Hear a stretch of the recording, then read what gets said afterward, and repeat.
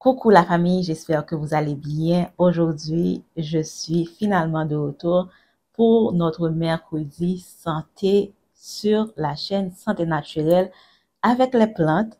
Alors, si vous êtes nouvellement arrivé sur la chaîne, mon nom c'est Wood et j'aime parler santé naturelle des cheveux et du corps.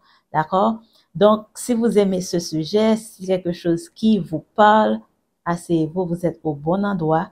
Alors, j'étais absente pendant un bon moment pour notre mercredi santé. Franchement, j'avais vraiment trop de fatigue. Et donc, à chaque fois que je devais retourner, j'étais pas en forme.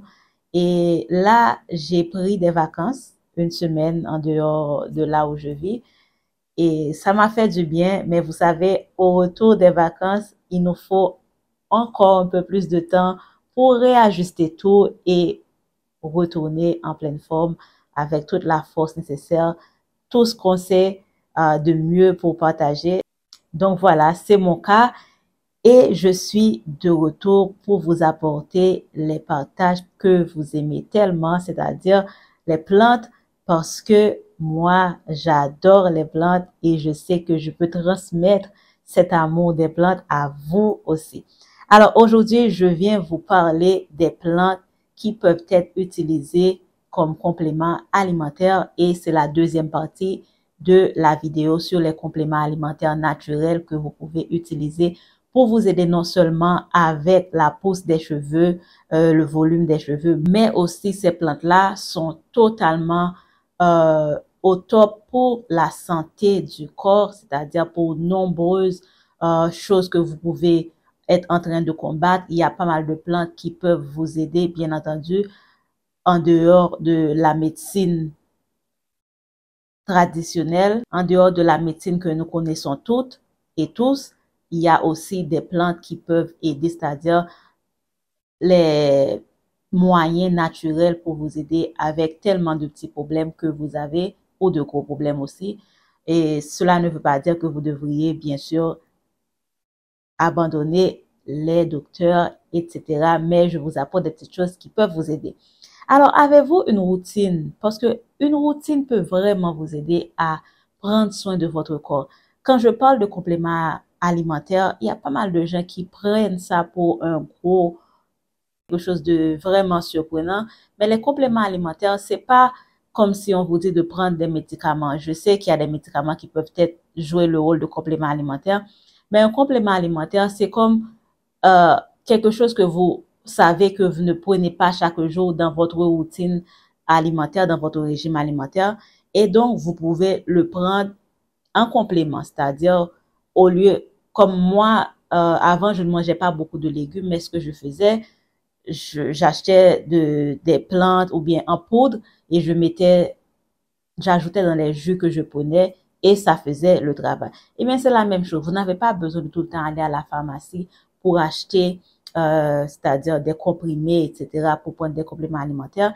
Il y a les plantes que vous pouvez faire sécher les feuilles et bien sûr faire la poudre et ajouter dans vos jus, dans vos soupes, etc. Et voilà, c'est un complément alimentaire. Bien entendu, c'est toujours bien de savoir c'est quoi le corps a une carence, dans quoi que le corps a une carence, afin de savoir si c'est mieux, si ça va mieux fonctionner pour vous. C'est-à-dire, si vous savez que le corps a besoin de fer, c'est mieux de vous approcher des plantes qui ont du fer naturellement, comme les épinards, le chou frisé, etc.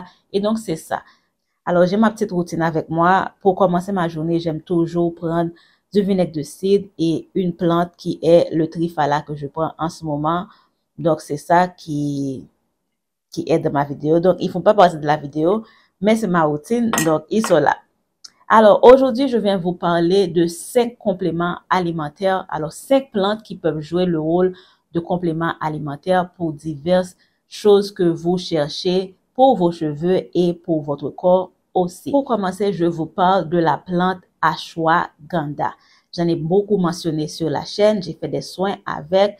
Donc, je pensais vous l'inclure dans cette vidéo car c'est super bien pour la pousse et le volume des cheveux, mais aussi pour la santé du corps. Alors, l'ashwagandha, qui est le ginseng indien, de son nom scientifique Withania somnifera, l'ashwagandha est considérée comme une plante adaptogène.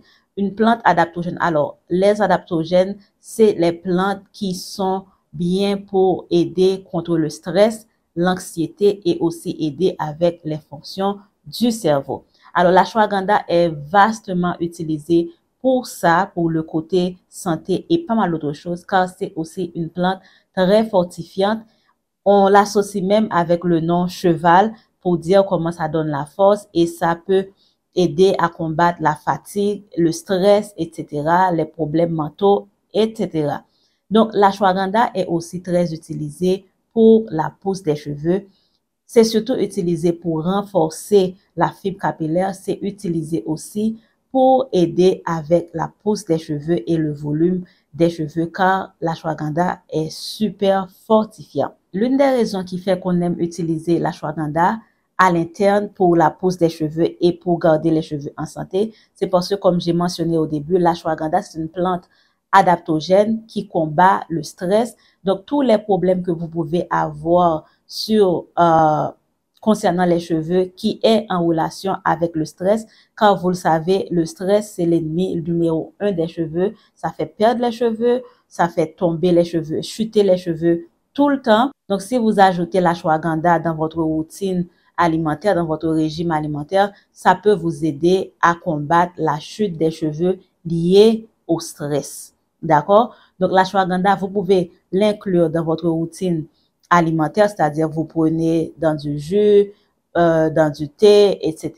Ça va vous aider à lutter contre le stress et bien sûr avoir de meilleurs résultats pour le corps si vous êtes en train de vous combattre, de vous battre contre l'anxiété, contre le stress et d'autres petits problèmes qui sont liés aux facteurs cognitifs. Ça va vous aider aussi. L'ashwagandha, c'est aussi un très bon complément pour vous aider, un complément naturel pour vous aider avec les problèmes liés au manque de sommeil, à l'insomnie, bien entendu. Donc, c'est toujours bien de prendre l'ashwagandha, je crois, le soir. Parce que moi, quand je prends le soir, car ça peut vous aider à vous relaxer. Donc, rentrer dans un bon petit moment de paix avec le corps, avec le cerveau. Donc, l'ashwagandha, c'est pour ça. Donc, vous pouvez l'utiliser aussi dans vos masques, vous pouvez l'utiliser dans vos shampoings, etc. Moi, je l'utilise surtout pour le corps, ça aide avec le stress, comme j'ai dit, mais je l'utilise aussi dans mes masques fortifiants et revitalisants pour les cheveux. Vous pouvez trouver l'ashwagandha à acheter en poudre. Je vous montre ce que j'utilise. J'aime beaucoup cette marque. Donc, si je ne trouve pas cette marque, alors si c'est pas disponible pour cette marque-là, je vais chercher une autre marque après beaucoup de recherches ou bien beaucoup de reviews sur cette marque et j'essaye. Mais cette marque-là, c'est vraiment, vraiment l'une des meilleures marques pour acheter les poudres. Il y a aussi l'ashwagandha en forme de capsule. Voilà. Donc, si vous n'allez pas supporter le goût de la poudre, que je trouve qu'il n'y a pas vraiment un goût exceptionnel ou bizarre, vous pouvez prendre un comprimé. J'ai les comprimés avec moi. Donc, vous pouvez voir, les comprimés ressemblent à ça. Voilà. Voilà. Capsule comme ça. Donc, vous pouvez prendre en poudre ou vous pouvez prendre en comprimé et ajouter. Bien sûr, sur les bouteilles ou bien sûr les paquets de poudre, il y a toujours l'instruction sur comment prendre ça pour ne pas dépasser la quantité requise par jour. Et aussi, on dit que l'ashwagandha, c'est vraiment très, très safe à court terme. Donc, vous pouvez faire des cures de 3 à 6 semaines avec, laisser et recommencer. Deuxième plante que vous pouvez utiliser comme complément alimentaire naturel, c'est les graines de nigel. Je vous ai mis une vidéo complète là-dessus, donc je vous mets le numéro de la vidéo sur l'écran. Comme ça, vous pouvez voir la vidéo complète, car ici, je vais juste brosser un petit peu dessus pour vous donner une idée comment vous pouvez l'intégrer dans votre routine santé. Donc voilà, ici, j'ai les graines de nigel. Et ici, j'ai les capsules de nigel. Donc, vous avez le choix. Vous pouvez prendre soit les graines, vous pouvez les faire tremper dans de l'eau et juste boire l'eau. Il faut faire tremper la nuit d'avant dans de l'eau tiède et boire l'eau.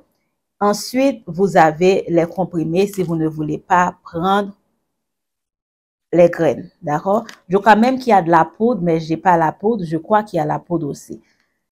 Les petites capsules ressemblent à ça, d'accord? C'est l'huile qui est à l'intérieur de la capsule. Donc, voilà. Donc, on peut prendre l'huile de nigel ou bien les graines de nigel ou la poudre de nigel. Alors, les black seed ou graines de nigel ou bien Nigella sativa, c'est une plante connue depuis des siècles. On parle même depuis au temps des Égyptiens qui utilisaient ça car on l'appelle la plante, alors les graines qui guérissent tout sauf la mort. Donc, cette plante est vraiment reconnue pour aider avec pas mal de problèmes de santé. Ça aide à améliorer la santé de la peau et ça aide aussi si vous avez des problèmes de cicatrisation, c'est-à-dire si vous vous blessez et que ça prenne du temps à guérir, les graines de nigel ou l'huile de nigel peut aider à améliorer ce côté-là et bien sûr avancer ou bien accélérer la cicatrisation des blessures qui prennent du temps à guérir. Vous pouvez regarder ma vidéo complète sur les graines de nigel. Ensuite, nous avons la maca, communément appelée maca vitale. C'est une plante originaire des Andes péruviennes et est aussi considérée comme une adaptogène, tout comme la ashwagandha. Donc, ça va aider à lutter contre le stress et l'anxiété, c'est-à-dire tout ce qui a rapport avec les fonctions cognitives.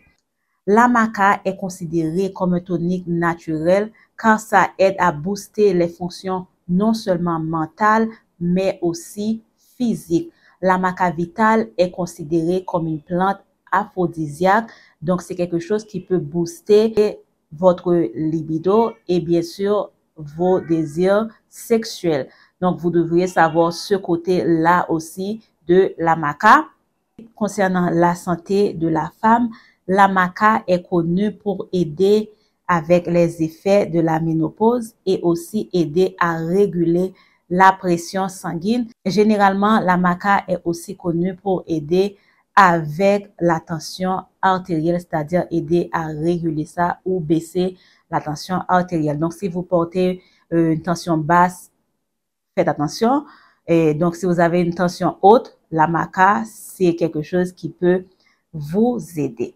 D'accord? Maintenant, côté cheveux, il y a mon chat qui est juste là, l'un de mes chats.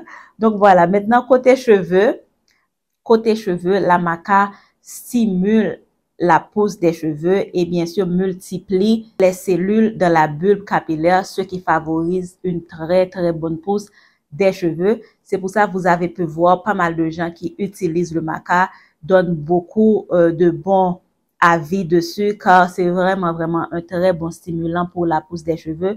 Le seul problème que beaucoup n'aiment pas, c'est le côté sexuel, c'est-à-dire ça booste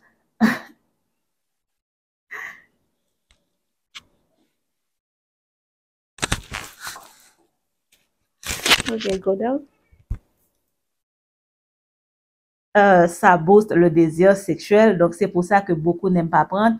J'en ai pris à plusieurs reprises. Je l'ai pas en ce moment. Je n'ai même pas la bouteille quand j'ai pris surtout en capsule, mais je n'en ai plus. Donc, si vous voulez, vous pouvez inclure cette plante dans votre routine santé et bien sûr routine cheveux. D'accord? Donc, vous pouvez faire vos recherches en plus de ce que je vous apporte et avoir beaucoup plus de détails sur cette plante.